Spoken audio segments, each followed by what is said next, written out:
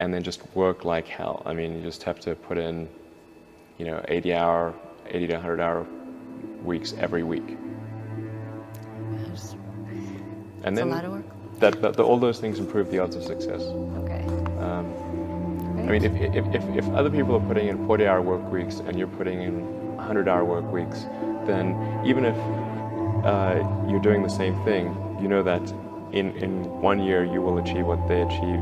You will achieve in 4 months what it takes them a year to achieve. You need to work super hard.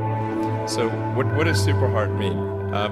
Well, when my brother and I were starting our first company, instead of getting an apartment, we just rented a small office and we slept on the couch.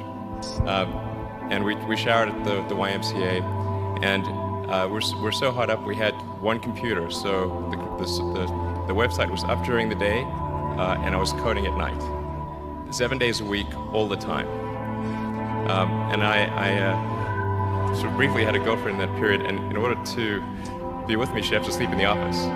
So work hard, every waking hour. That's the thing I would say particularly if you're starting a company. And I mean, if you do simple math, you say okay, if somebody else is working 50 hours and you're working 100, you'll get twice as much done in the course of a year as the other company. So I think it's important that you really like whatever you're doing. If you don't like it, life is too short. If you like what you're doing, you think about it even when you're not working. I mean, it's something that your mind is drawn to. And if you don't like it, you just really can't make work of it. Now is the time to take risk. You don't have kids. As you get older, your obligations increase. So and once you have a family, you start taking risk not just for yourself, but for your family as well. It gets much harder to do things that might not work out. So now is the time to do that before you have those obligations. So I would encourage you to take risks now, to do something bold. So you've got to make sure that whatever you're doing is a great product or service. That it has to be really great. And I go back to what I said earlier.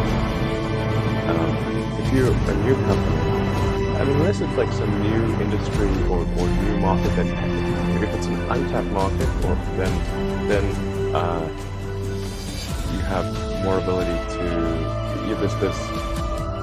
The standard is lower for your product or service. But if you're entering anything where there's an existing marketplace against large entrenched competitors, then your product or service needs to be much better than theirs. It can't be a little bit better, because then you put yourself in the shoes of the consumer, and they say, why would you buy it as a consumer? You're always going to buy the trusted brand unless there's a big difference. So a lot of times, entrepreneur will come up with something which is only slightly better. And it's not, it can't just be slightly better. It's got to be a lot better. Get confused. They spend money on things that don't actually make the product better. For example, at Tesla, we've never spent any money on advertising. We put all of the money into R&D and manufacturing and design to try to make the car as good as possible. I think that's the way to go. For any given company, just keep thinking about, are these efforts that people are expending, are they resulting in a better product or service? And if they're not, stop those efforts. The high pain threshold. That's it. There's a friend of mine who's got a good saying, which is that starting a company is like eating glass and staring into the abyss. Okay, that's generally what happens, because when you first start a company, there's lots of optimism and things are great, and then so happiness at first is high. Then you encounter all sorts of issues, and happiness will steadily decline, and then you'll go through a whole world of hurt. And then eventually, if you succeed, and in most cases you will not succeed, and Tesla almost didn't succeed, came very close to failure. Then if you succeed, then after a long time you will finally get back to happiness. If somebody is doing something that is useful to the rest of society, I think that's a good thing. Like, it doesn't have to change the world. If you're doing something that has high value to people, and frankly, even if it's like just a little game, or some improvement in photo sharing or something. If it has a small amount of good for a large number of people, I think that's fine. Like, stuff doesn't need to change the world just to be good. Constantly seek criticism.